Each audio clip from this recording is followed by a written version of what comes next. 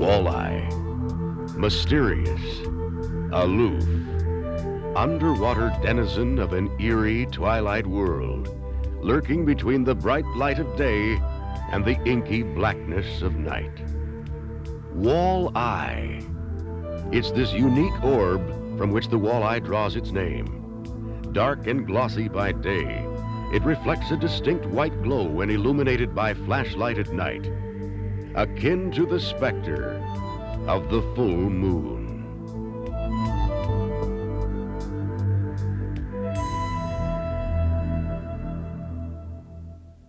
The back of the walleye's eye is lined with a light-gathering substance which collects and magnifies small amounts of light, creating excellent night vision. Yet the walleye also has superb vision during the day and can distinguish colors, particularly the red, orange, yellow, and green end of the visible spectrum. This ability to see well at all times of the day or night gives it a distinct advantage over certain prey, such as yellow perch, which are strictly daytime feeders. At dusk, when perch rest with their fins touching the bottom, walleyes attack. They throw caution to the winds and engulf their prey and artificial lures with all the savagery of a pike or bass.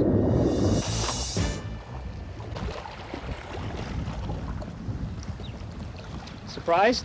Hi, I'm Dave Csanda from the shores of beautiful Mille Lacs Lake, Minnesota, one of the world's premier walleye fisheries. Admittedly, walleyes are often considered a lazy or timid fish, which respond best to slow-moving live bait techniques. Yet there are also plenty of circumstances where they strike with just wild abandon, day or night, deep or shallow, on the bottom or suspended. Hey, even when you're musky fishing.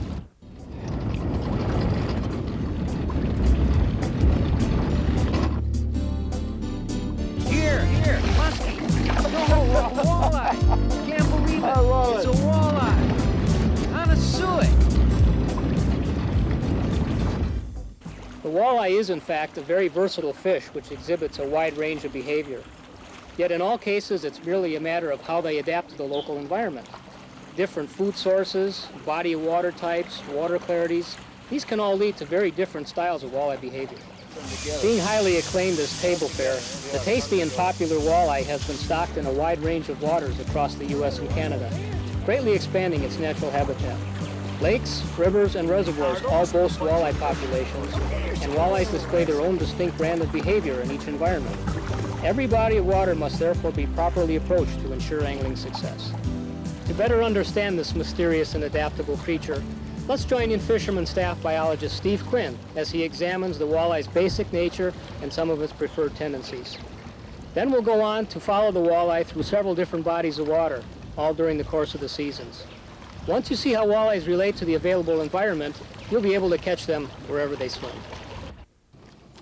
In addition to their unique eye structure, walleyes have excellent senses of smell and hearing.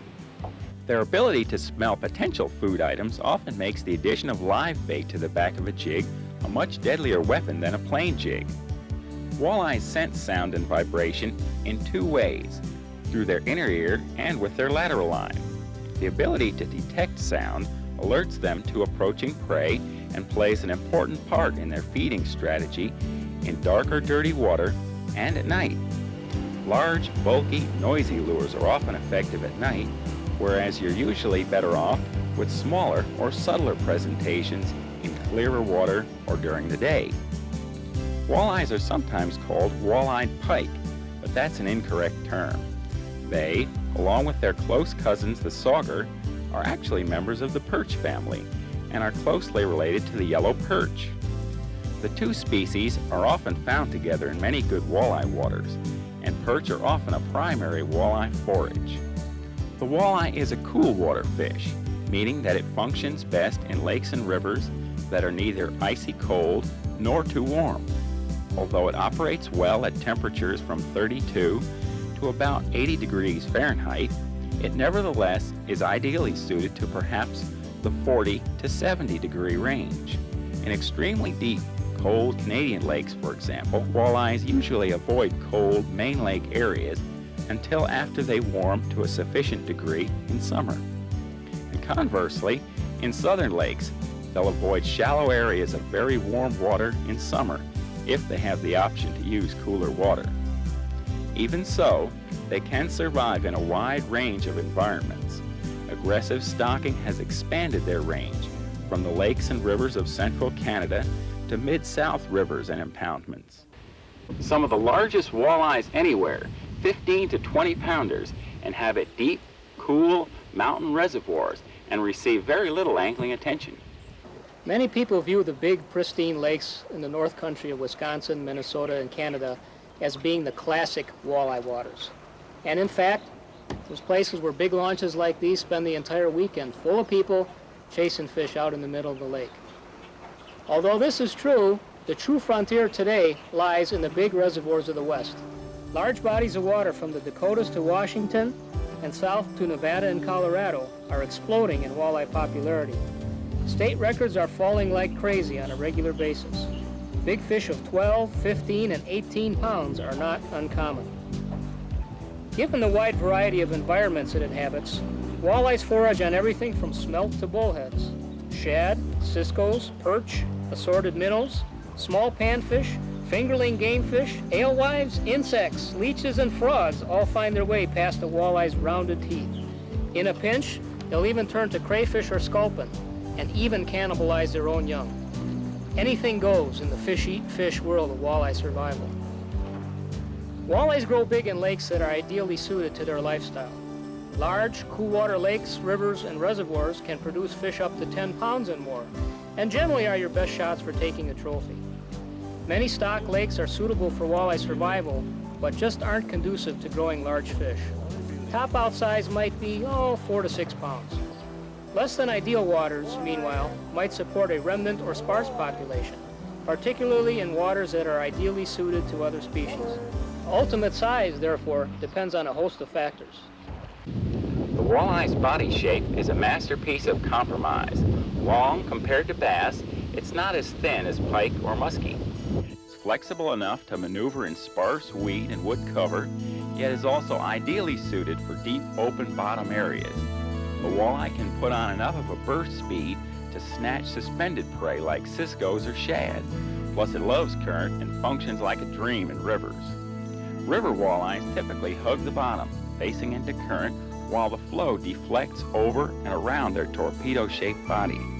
If the current is too strong, they simply move to other areas with less flow. All in all, they're quite the efficient predator.